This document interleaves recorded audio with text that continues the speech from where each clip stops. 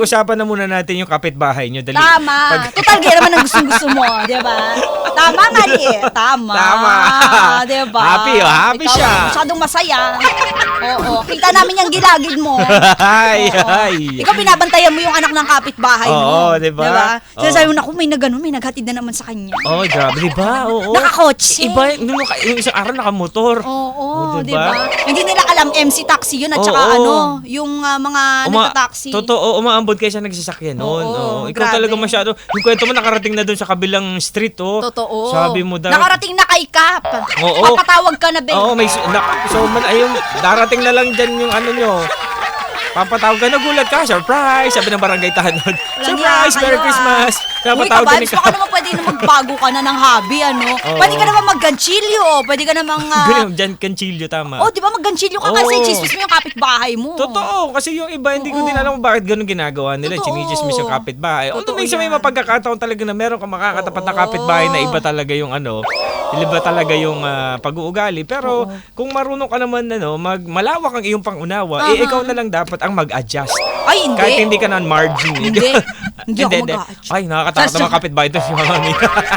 Uy, may ng kapitbahay. Hashtag, ang aking kapitbahay. Diba?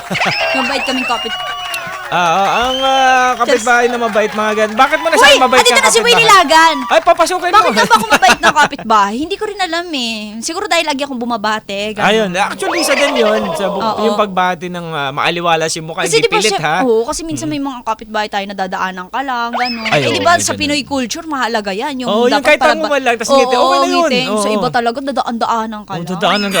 Sarap sikuin sa bagang. Uy, grabe ka naman. Ay, Kasi hindi, sa bagang, hayaan hindi mo naman na. sa bagang, yun na lang. Uy, hello sa'yo, Willie Lagan, ha? Anong qualities ng kapitbahay ang pinakagusto mo? Ay, alam mo yan. Sobrang random, biglang gano'n. Pero hindi, tungkol sa kapitbahay pa din naman yung pinag-uusapan natin. Sa akin, mamaya, kung ganito yung tanong mo, ka-vibe, sa akin, yung simpleng pagngiti, yung simpleng pagtango, yung kasalubong mo siya, parang ang sarap na sa pakiramdam Totoo na, diba? Kasi ang kasabihan nga nila, hindi ko din kung sinong nila to, pero sinasabi nila na kasabihan, Makakakan mo yan? Oo ngayon, sa oras ng kagipitan, syempre, kapitbahay din yung magtutulungan. Yung maaasahan talaga. Yun Totoo din naman talaga, yan. totoo. O, diba?